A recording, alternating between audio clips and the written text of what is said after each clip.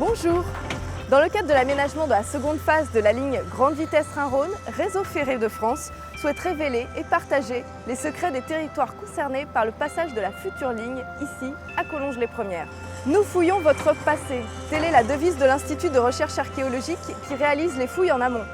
Les équipes d'archéologues sont en train de découvrir un site d'exception. Je vous propose de me suivre.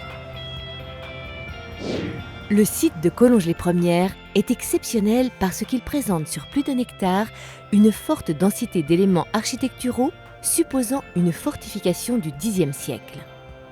De nombreux trous de poteaux en bois de plus d'1 mètre de diamètre ont été découverts. Ils sont fouillés un par un. Ils sont les fondations de cet ancêtre du château fort. L'espace résidentiel dépasse 30 mètres de longueur. 2 annexes ont été découvertes, sans doute des écuries. Des silos pour protéger le grain, un puits et une cour constituent cet ensemble féodal. Bonjour Gilles. Bonjour. Alors qu'est-ce qu'il y a d'unique ce site? Qu'est-ce que vous avez découvert?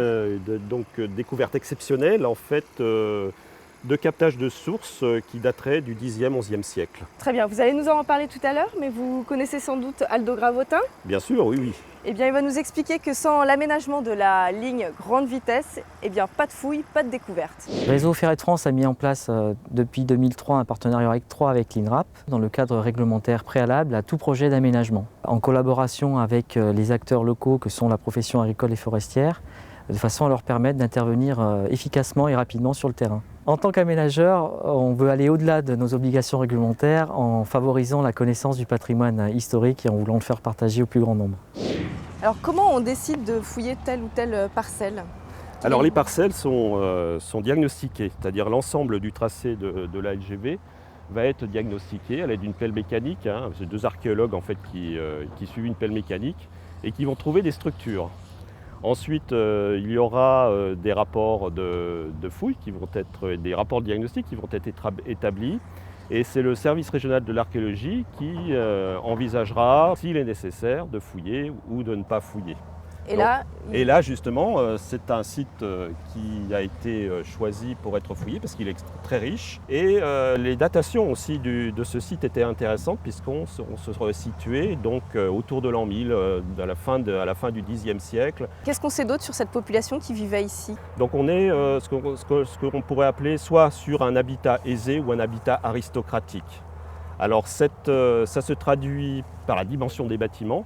Et puis, accessoirement, ça se traduit par la découverte d'objets qui n'appartiennent pas au monde paysan, des pièces de jeu par exemple, qui traduisent justement une population qui a des possibilités autres que celles du paysan. La population était aisée. Les objets retrouvés, comme les lissoirs ou les objets de parure, n'appartenaient pas au monde paysan. Probablement de futurs seigneurs.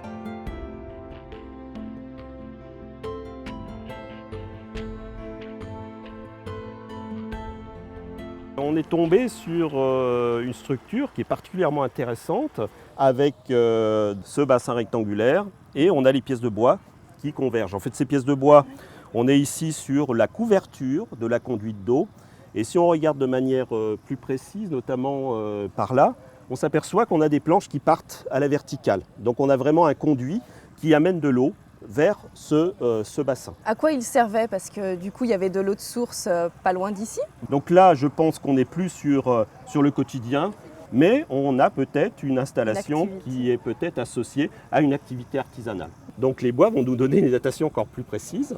Donc on va faire des coupes et on va donner ce bois à un dendrochronologue qui lui va pouvoir à partir des bois, si on a des bois qui sont très bien conservés au niveau du nombre de cernes, on va pouvoir avoir une datation à 20-30 ans maximum. Alors ce creusement en forme d'étoile, il a permis de détecter quoi? Alors ce creusement en forme d'étoile, en fait, on l'a pratiqué sur des structures qui sont un peu surprenantes, qui sont en fer à cheval. Alors ici, on a une structure qui fait 6 mètres de diamètre.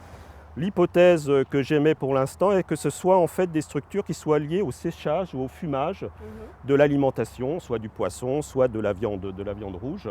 Et donc ces structures sont suffisamment présentes sur le site puisqu'on en a 6. Comme nous l'avons vu, l'archéologie préventive permet de ne pas effacer les traces de notre passé. Réseau Ferré de France, en collaborant avec l'Institut national de recherche archéologique préventive, s'engage ainsi à nous faire découvrir notre patrimoine historique. Quelques centimètres d'objets exhumés et ce sont au final des siècles de retrouvés.